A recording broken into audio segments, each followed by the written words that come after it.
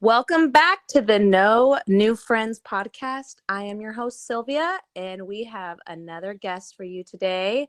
SamMae, my habibi, I love you. Welcome to the show. I love you more. Hey, Silvia, been a long time. I Long mean, time. I know. I'm so happy to be here. Thank you for inviting me. And as we always spoke, I'm an open book and I'm ready to talk about anything today. Thank you. I thought you were Of kind of course. mad at me because you went to Lebanon, already 2 years ago almost, right? Yeah, And you 2021, brought yeah. me a gift, and we Uh, still have not met up. And I'm like, he's gonna have his feelings hurt. He's gonna think I'm not a good friend to him. it's still sitting in the drawer. It won't go anywhere. It's still waiting for you Good, because because now I'm ready to leave the kids with my husband, and I'm ready to take a trip to San Francisco. awesome. Yeah, I'll be waiting for you because I can't give it to anyone else. It have your name in Lebanese on it. I only So have one Sylvia. Yes, thank you. I should be of the one course. and only Sylvia. Absolutely, always. So Sam and I met. We were both hairstylists. Do you still do hair? I still do hair here and there, but yeah, it's not an official job for me. I don't work somewhere. You know what I mean? It's just like Yeah. my clients that like me. I just go to their houses and that's it. Cool. Yeah, I don't do hair anymore, Yeah. but I did hair for many, many, many, many years, as you did too. So we met working at a hair salon in San Francisco, and our relationship, I felt like, just grew stronger and stronger. I think we had a really good connection because we came from a lot of culture. Absolutely. I do think, and I've always said it, I was in that salon for almost 5 years, and the only person I 100% connected with was you, Oh, because I think I never like clashed with you. I mean, we did here and there just because we're brats, both of us. But but other than that, I don't think we had problems like work-wise, you know what I mean? Like I had some issues with other coworkers, which is I don't want to mention, I don't want to talk no, about. no, no, no. We don't have to go It's there, in the brother. yeah, it's in the past, so we're over it. But Yeah. yes, I mean, the way you educated me, the way you opened my eyes on things, the way you yelled at me to correct me, the way it made me who I wanted to be honest with you, because coming here from like a different culture, like even when it comes to hairstyling, like all what we did back home, the school I went to, everything was different. You know what I mean? We never booked an appointment. It was just walk-ins all day long. People walk in and just sit on the couch and wait for their turn. Yes, and the salon we But were here, at was yeah, very structured.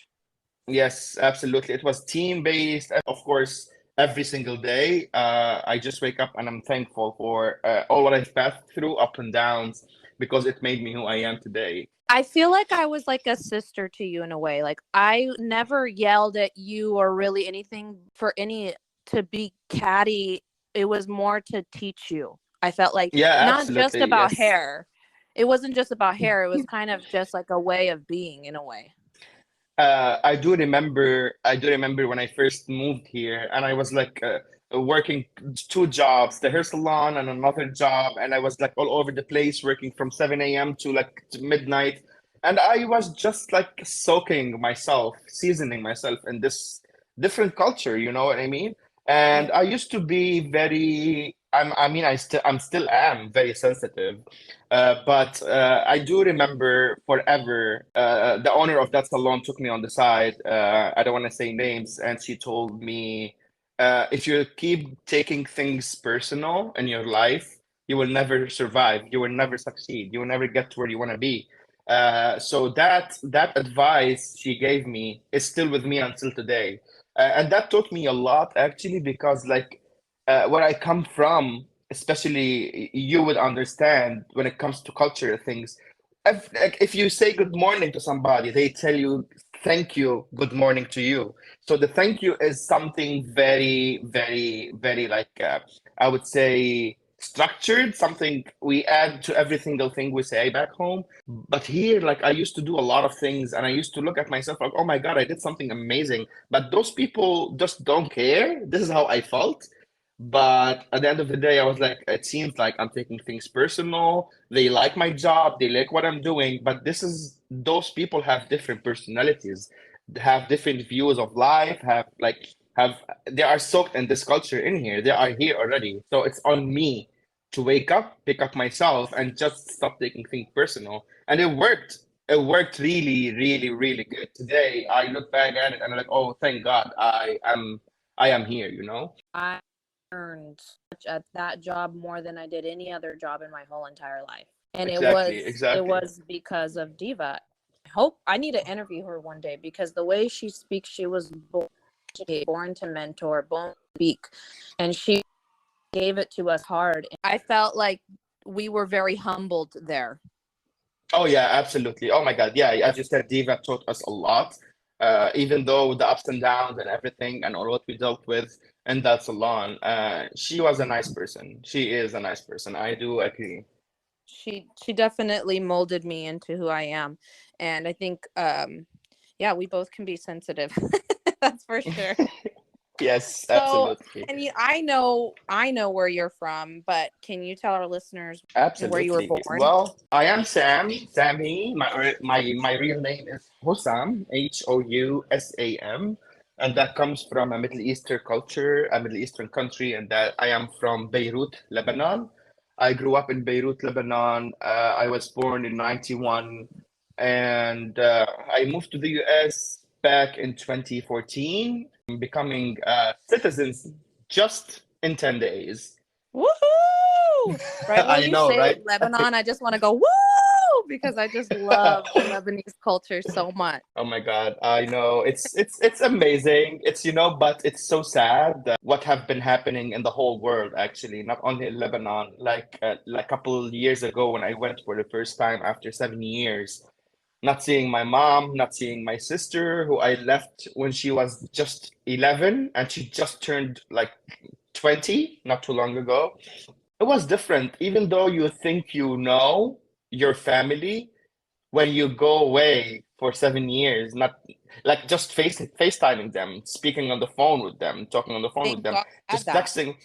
Everything is different because like I experienced myself.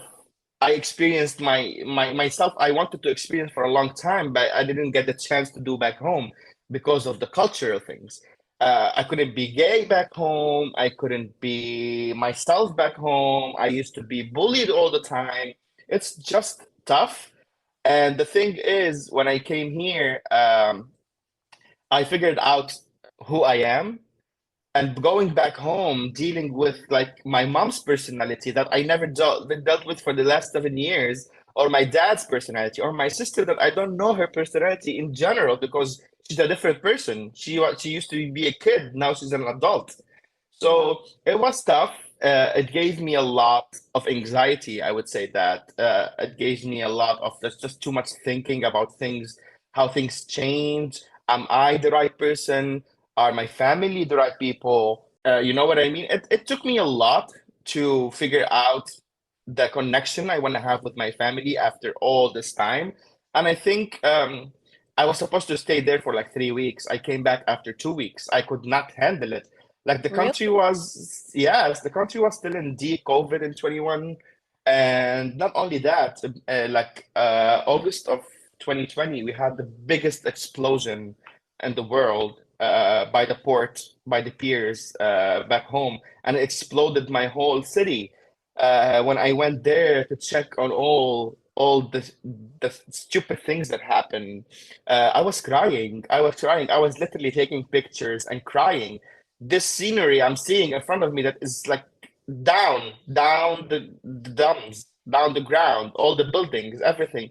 That was the scenery for me every single day on the school bus to go and like listening to the cultural music on the bus going to school. I see the ocean. So it was all just gone. You know what I mean? It was a lot to me to deal with, and that's what made me really deal with anxiety after I came back, and I'm still dealing with it until today. I have my therapist, I take my medication, everything is going great, but at the same time, you don't know what are you dealing with until you experience it. You've really experienced more than I think I could ever even imagine experiencing for myself. I knew you were here for a reason and for a purpose. And it's so Absolutely. sad what happened over there. I'm sorry that you guys all had to go through that and continue to recover after that. It is so sad, It but it's it is. It it's is we actually. can't. You know what? I hope one day. I hope I'm a faithful guy. I'm a hopeful guy. I hope one day things in this world comes to a better end, because trust me, I mean, why do people care about other people's business? Why do politics have to ruin our life? Why does religion have to ruin all our life?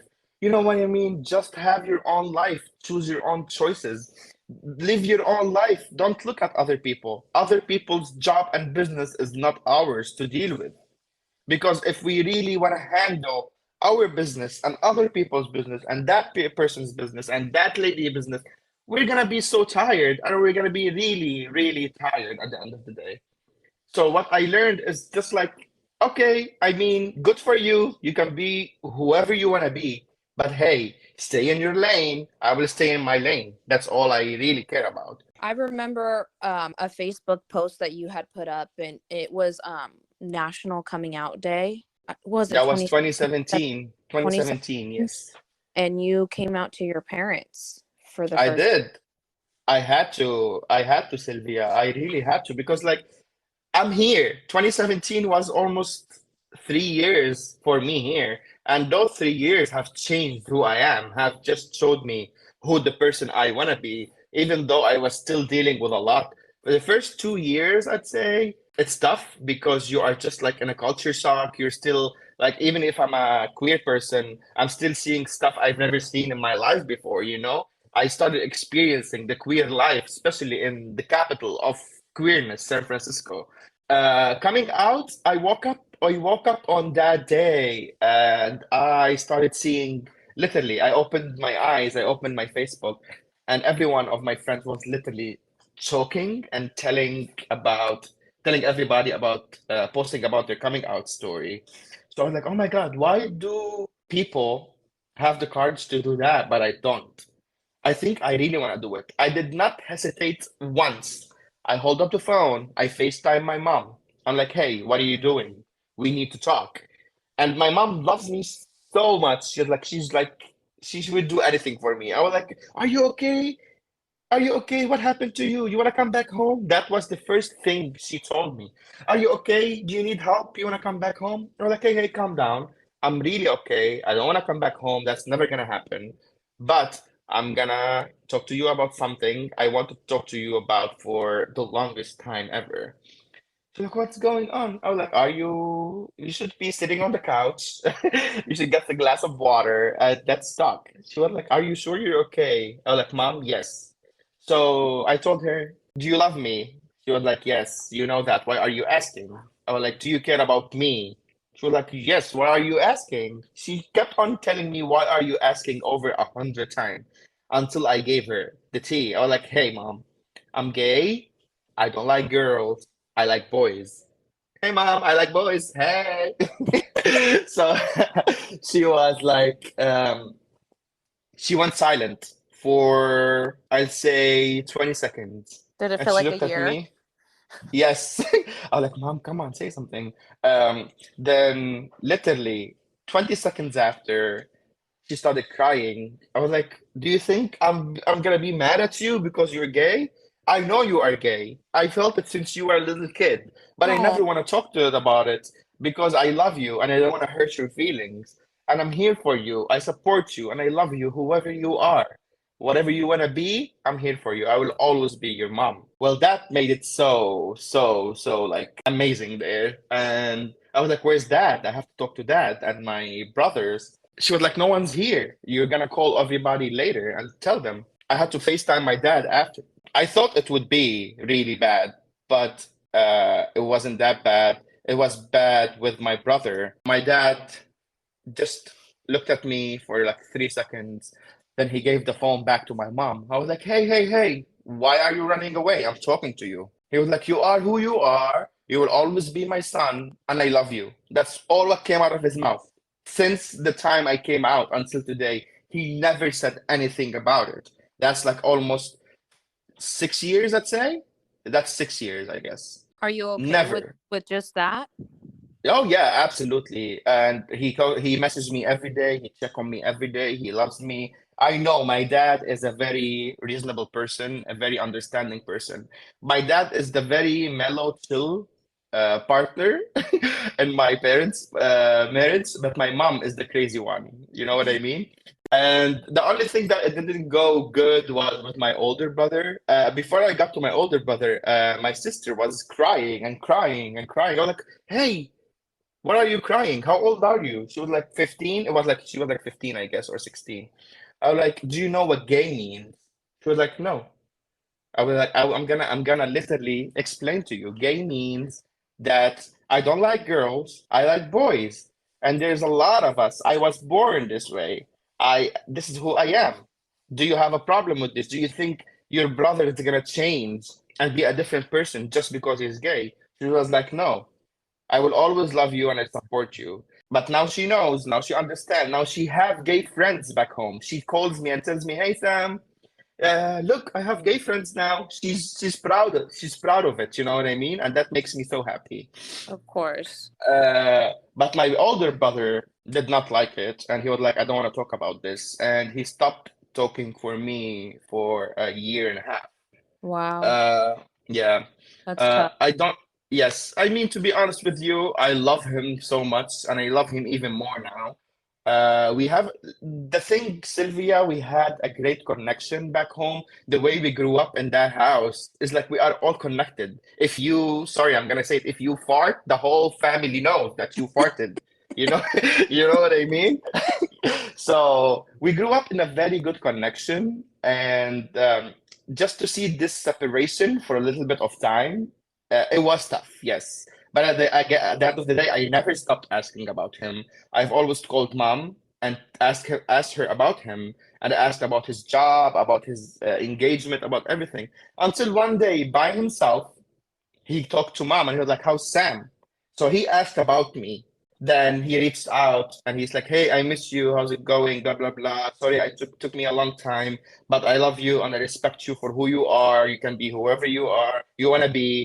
And that's it. That's since 2019, I guess. And it has been working. I went back home, we went out together, we had hookah together, I met his fiance and her family. It was amazing. It changed, all changed. It speaks volumes So that you had the courage to come out when you had come from a culture that was not supportive of that lifestyle, and even coming out and having that estranged relationship with your brother for a year.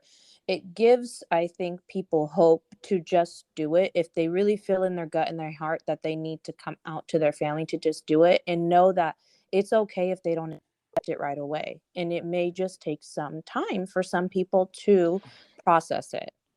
that is absolutely right, because like we're gonna come to a section where we're gonna talk about my new organization and everything. And what I talk to fellas about every single day is give it time. Give people time. So giving people time to digest, I would say, digest and take their time, like understand, look, search, look around, ask, talk about that thing that maybe they didn't have information about, they weren't educated about it. Giving them time to do that, to do their part before coming back to us to accept us who we are is very, very fair. That's what I say all the time. Giving people time to digest and think about things is very fair. It's not only in that just coming out, it's in everything in this life. Just when you, let's say, suggest, I'm talking to a coworker, I'm suggesting an idea about a new post, let's say, on social platforms. I give him time. You can't rush anything, because anything you rush in this life gonna fade away really fast. I'm very happy for you. I know that you have this new project that you are coming out with called Trans Clinique. Can you tell me a little Yes. bit about that? Absolutely. Trans Clinique actually is a trans-owned and operated gender-affirming virtual clinic that we founded to serve the trans, non-binary, and gender non-conforming communities. Strive to become like everyone that who they want to come their authentic self through quality and compassionate healthcare.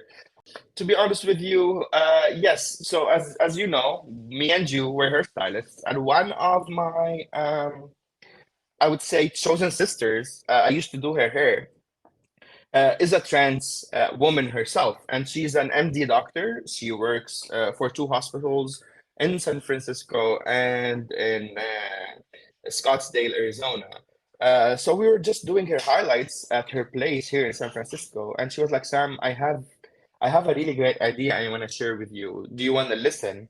I was like, "Sure, tell me about it." So she told me about this, what she's thinking to come out with a virtual telemedicine clinic for trans people like herself. So she don't want people, trans people and non-binary folks to deal with the stupid things she dealt with before as she transitioned and as she took her medication and as she got the surgery. And you know what? She's an I MD doctor. I think a She lot of is people don't realize how much harder it is to transition.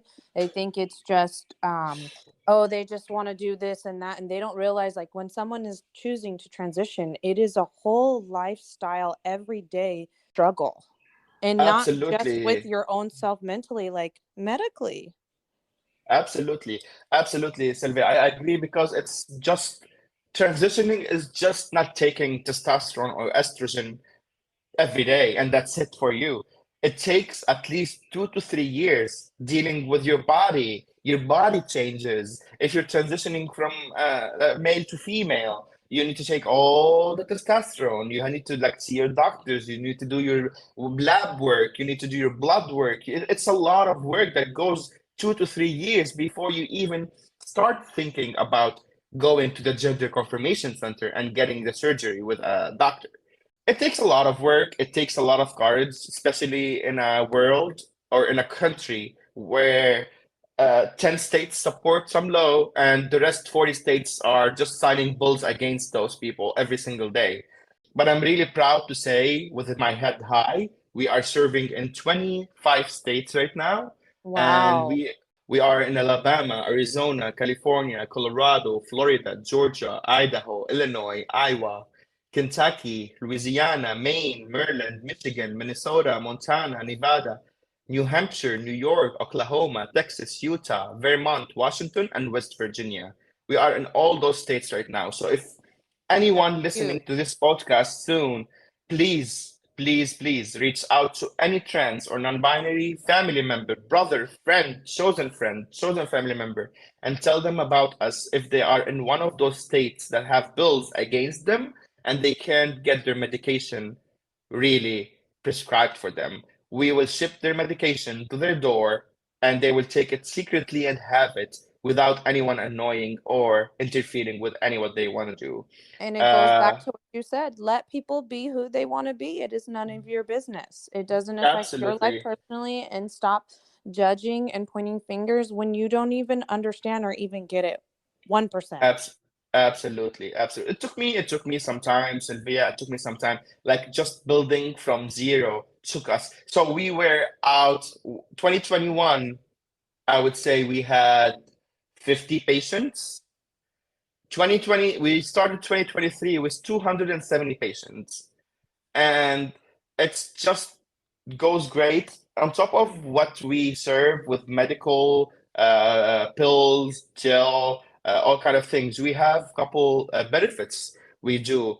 The benefits we do is Trans Tuesday. This is a Zoom community meeting. Trans Tuesday, we have like seminars designed to educate, entertain, and allow to meet new friends and community from all over the country. Not only that, you can literally we have speakers. They can be plastic surgeons, voice coaches, makeup artists, and like hairstylists. We get some therapists, binding specialists, and a lot of professionals in this field to give people that are joining from all over the states an advice they're looking for, something good to hear that they've been looking for. You know what I mean? Yeah. And on Sundays, we have something called Wake Up with Ali. Wake Up with Ali is a virtual workout every Sunday from 9:30 to 10:30. So all people can join just on Zoom, get the link and join the workout. And she gives a workout every Sunday from 9:30 to 10:30, as I said. Yeah, we have a lot of benefits. We have a lot of fundings actually. We do some fundings like every 3 months. We pick up to 5 patients and we give them medication and treatment for a whole year for free. And that funding comes from me just going all over the bars, doing some fundraisers, getting some donations. So we put all this money in just like a separate account, and we do those funding for low income patients that they can't pay for their medication, so we can support them and give them that for free. Incredible. It That is, it is, you it is my, literally are the definition of hustler. I mean, ever since I've met you, you've had 2 to 3 jobs. You always have your eye on the prize. I mean, there's always something that you're so heavily passionate about, and you're just a go-getter. And I admire that so much about you. You are maybe because I'm a you're just such Libra. a it's just who you are, Sam. You were born Yeah, that way. You definitely came into this world to help and to have you have a purpose in this world, and you're finding it. And I'm sure this is not the last of what you find in your purpose in this world. It's incredible. That's the most amazing things for people to be able to get their medication in states that it's not legal. I mean, especially coming from you and I come from cultures that are not accepting of the trans community, non-binary. I mean, I've caught my mom watching her Portuguese soap operas and the news, and they're actually having interviews with trans people, and my mom's in tears, and you can see that she's starting to shift and see empathy for these people and their stories and their families. And the other day my mom had told my dad, but this is how they feel. They don't feel like they're a girl, or they don't feel like they're a boy. And she's defending it now. And it's incredible to hear and see oh, that. And I don't oh, even have to fight against it. It's naturally happening. And it's a good thing that the world is evolving, because the world is changing and you can't fight against it. oh my God, I love your mom so much. Does she still sing for you? Oh, she doesn't. She'll never stop singing. The whole whole house sings. We can't I help it. love that. I always see the videos. I love it so much. So yeah, it comes back to again the support you get. Literally the support. If you do, look, if you just sit with your mom on the couch and you and her watching something about that you don't understand, she would never change her mind. She would just be stuck in the culture things she know. But education is a key. Trust me, education is a key. I know people that goes like I'm one of those people. I'm going next week to a school here in San Francisco for kids between 6 and 12 to talk about trans and non-binary people.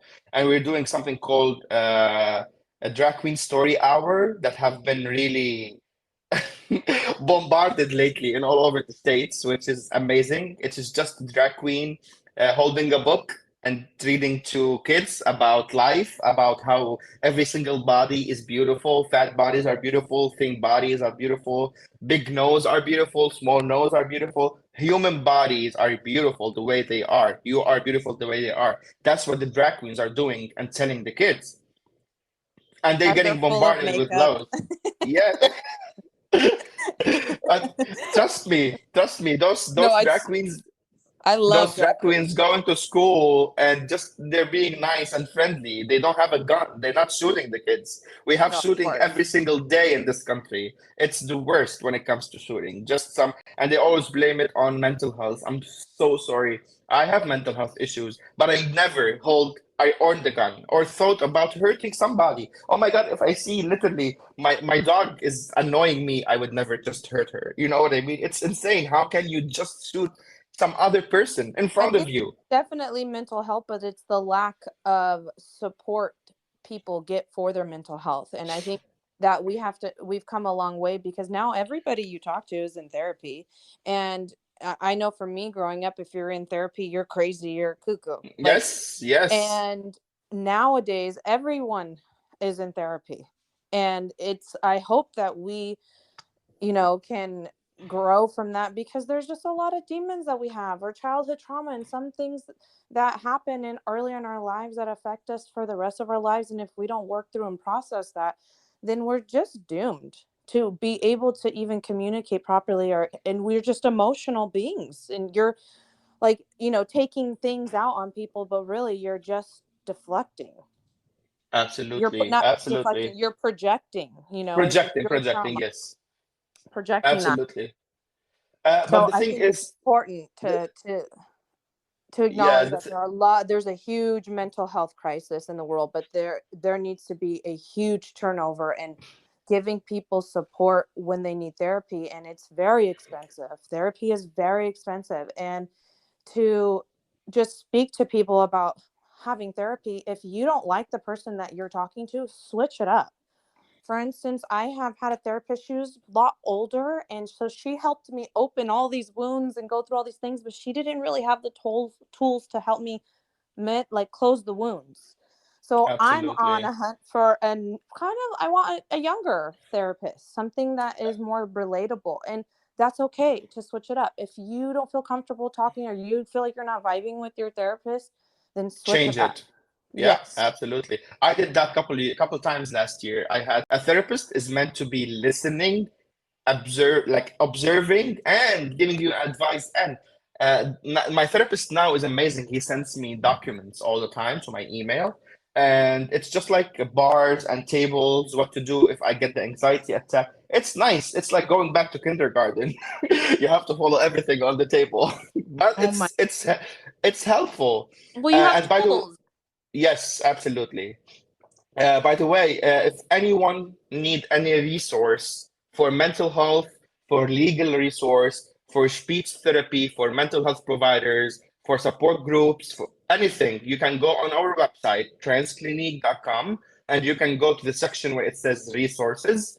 We list some mental health providers in California and Illinois, in New York, and we have some, like at least five, six mental health therapists providers that are really good in California. Thank So it's not only for trans and non-binary people, it's for the whole community. Just jump on our website, and if you need anything, just email me. I will reply to you literally when I get a chance, but I will help you find whatever you're looking for.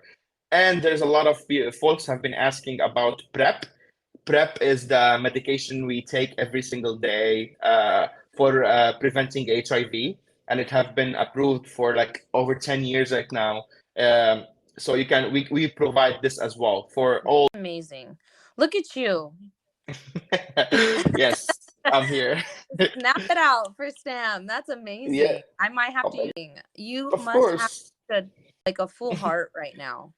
Oh my God, absolutely. And of course, I would ask anyone who is just not in need, someone who is just having $2, $5, $10 on the side that they're not using today.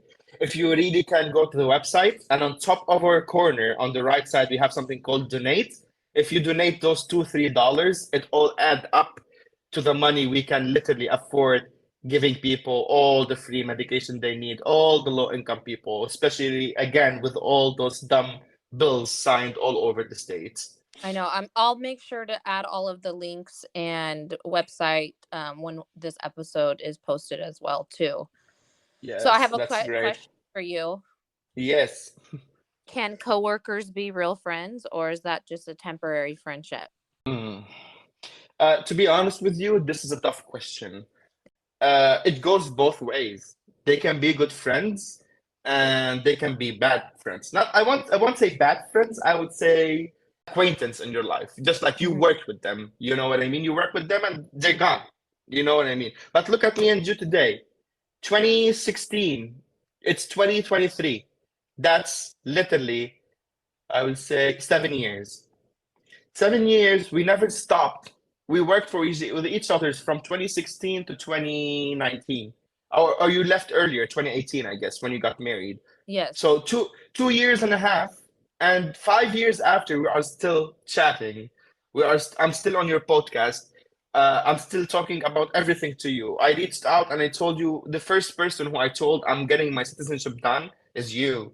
Oh No my. one knew that time. So I think I would say it depends on the person, but I would say it's a Workplaces maybe. can be very toxic. An old coworker I did not get along for a long time at the salon just saw me at Apple Store out of nowhere. And they are the people who reached out, came closer to me, tapped me on my shoulder, and gave me a hug, and they wanted to say hi. So you just don't know what people are passing through when they just say something wrong or do something wrong or just attack you or just like don't respect you or your feelings or hurt your feelings. Sometimes you can forgive, but at the same time, you cannot forget what happened. You have to keep an eye open on what happened, even though over time people who hurt you once, they can hurt you twice or three times or five times or 10 times. Because if they do it and they don't care about your feelings, they will do it all over. Give so much information of my life to coworkers because I think it's when you work with people, it's very, we're still dealing with an environment that people want to get ahead. And sometimes people don't mind stepping on you to get ahead. So you have to be very careful with coworker relationships. Absolutely. And that's what you said it 100% right. It's a fact that you said they want to do anything to step on top of you. And that is the challenge for me. I don't like anyone stepping on me. I mean, oh my God, you can shine in your own way. I can shine in my own way. We don't have to clash or you don't have to be rude or mean to me so you can like top me with your job. You know what I mean? It always But way more about the other person than it does yourself, though. yep, it's on them. This is Sometimes exactly I what I'm about to talk to my say. husband about it It's because it's all on them. Yes. my husband, he works with pretty much all men, and they have like a lot of macho talk, and there a lot of it's just kind of it's any workplace it gets a little bit toxic, and I just said sometimes you just have to go to work and do what you are paid to do and leave, because at the end of the day you're a number on the payroll and they don't care about you the way that you care about them. True, absolutely true. Absolutely true. And I know a lot of people literally who got fired, even though they are amazing workers, but just because the environment, not only fired, they left. I mean, I've seen a lot of people work for a day or two or for a week, then leave when the work environment is not healthy. It is not healthy for anybody. Number one So reason why a person leaves a workplace is poor management. environment is not healthy, especially when you just like see two coworkers in front of you fighting. This is unhealthy for me because if you see it once, you're gonna see it 100 times. We were in a pretty toxic work environment, but Yeah. thankfully we were genuinely happy people and positive. So there wasn't too much to take us down for too long. We'd have our moments and then we'd go, have food and have a margarita at lunch. And Yes. it'd be okay. Our Absolutely. secret margaritas. Yes. To be honest with you, it's it's our personalities as well. I have a strong personality. Like literally, sometimes I get some bad comments from people like I'm just ignorant or just cocky or whatever. I'm like, I swear to God, I'm not. If you really know me, you know I'm the sweetest person ever. But You are. hey, I had to deal That's with on the shit in in my life. Like if you look at my body now, it's all wounded because of all what I've passed through in my life since I was, I would say, 11 years old. I'm 31 years old. That's 20 years. For the last 20 years, I've dealt with things in my life that no one would deal with. And on top of that, I moved to a new culture, to a new country, to a foreign country. And on top of the last 20 years, the last 7, 8 years of them have taught me even more than that. Because you know what? Again and again and again, I know who I am today. I know what I want, and I know what I don't want in my life. So Was the immigration process really hard for you? the immigration process is because I came legally. I had a lawyer. I applied everything legally. I never did anything illegal. It was if you do that right from the beginning, you get to the end right. Just what I'm doing right now in 10 days. But again, we have to understand that not everyone affords immigration and paying for the lawyers and everything. But again, my advice for you even if you can't afford a personal lawyer or a private attorney, there's a lot of communities out there who can help you apply for immigration for free. I know it takes a little bit more time when it's a free attorney because it's an organization, but at the end of the day, you will start getting your benefits, your rights to be living in the US as a legal person. Because if they have anything against you, they will look your name up and you have a file in the country. You have a file in the system. You tried. You're doing something you tried. But just sitting there and waiting on something to happen, it's not gonna happen. And that's, I swear to God, Sylvia, for the last 2 years, I would say, over 5 people that I don't know, I've helped them find organizations to apply for citizenship, and two of them have already gotten their green card. Wow. So, yes. So the thing That's is, your next don't business. immigration center. Yes. Imagine. I mean, I don't mind. I swear to God, if I afford doing that for free for every single immigrant, I will do it. Because again, look what Alexis did. He was like, I don't want any trans or non-binary folk to deal with what I dealt with for the last 20 years. That's what I feel too. I don't want any immigrant to deal with with all those ups and downs in immigration, especially with when we have change in power, change in presidency, change in laws every now and then. It took me, they like, let's say, it wasn't fair for me, I would say, for the first 3 years, because when I first moved to the US, it took me 2 months to apply for my papers. So I had to prepare all my documents and the lawyer and everything. So we applied 2 months after. My interview for my asylum came 2 years and a half after. But the law now, they don't let you stay in the country this long before Yeah. you get your interview. So now you have to apply 3 months after you do your interview, you get accepted or not, then you get a work permission and you start working. Before that, no, I had a work permit. I was working with only just a work permit. That's how it is. So everything have been changing, everything easier, to be honest with you, especially with our president now. Immigration is way easier. But again, it takes time. It takes really time. It took me, I would say, 2014, 2023, 7, 6, 9, almost 9 years to get my passport. Yeah. Yes. I am a product of immigrants. I'm first generation here, and I know my dad and my grandma had their citizenship, and my mom just got her citizenship last year. And she was still here legally through her green card and everything like that, but even being married for almost 50 years, and being here since she was 14 years old, it still took time for her to get the courage. She was so scared of the test. And I said, if my grandma, that to this day doesn't speak any English, could pass, so can you. I don't think So they do the test for people over 50 years anymore. yeah, so she was able to go to the embassy. It was a lot easier for her to get it, but it took so long. But when Trump became president, it was scary because they're like, Who? I was like, told my mom, he doesn't want you here. He doesn't want anyone here, trust me. Yeah, so If he can kick everybody out, he would do it. So he would live on his own.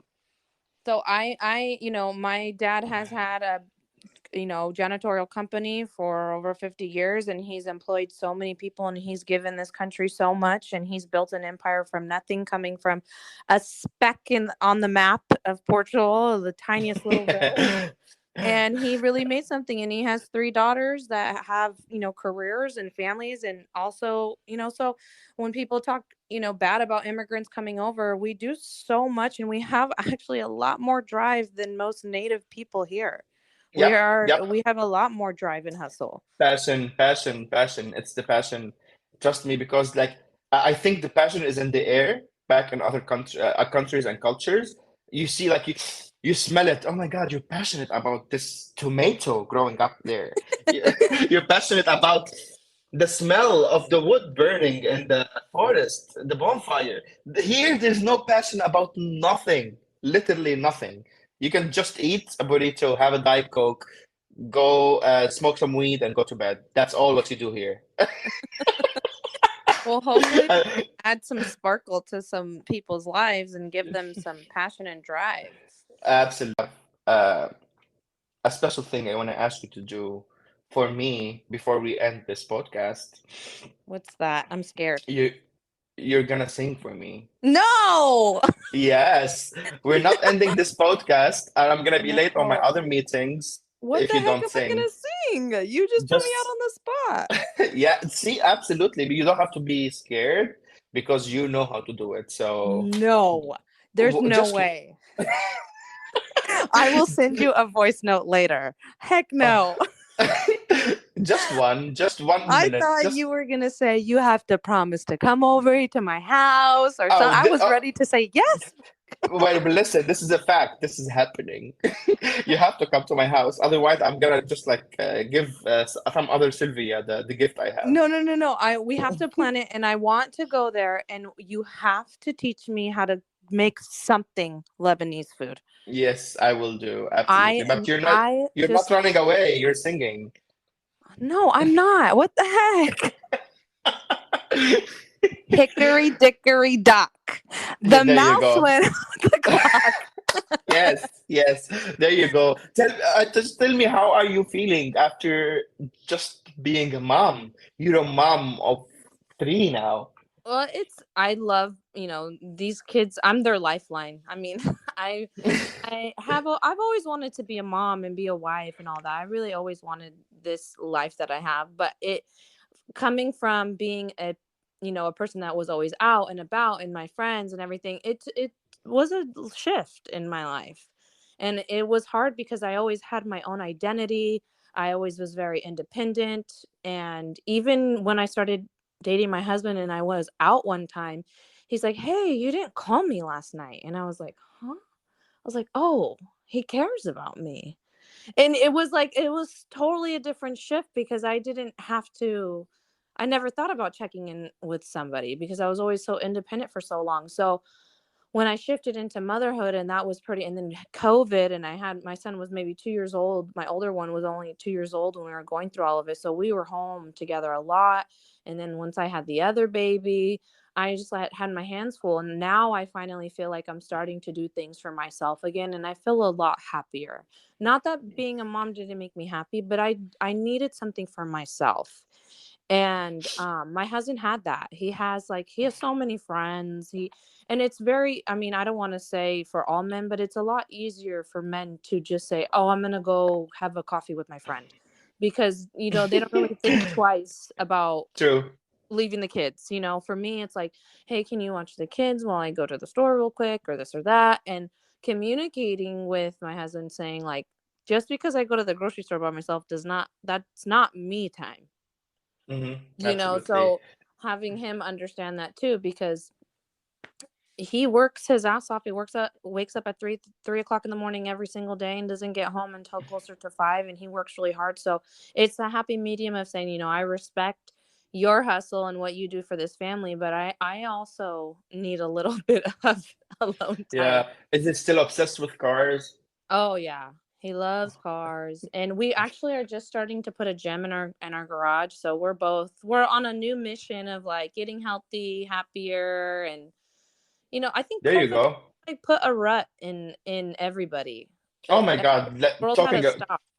Talking about COVID, I mean, come on, like 2 years of our lives were I just changed every one of us. There is no way that I would believe that COVID did not change at least one thing in every single person in the whole world.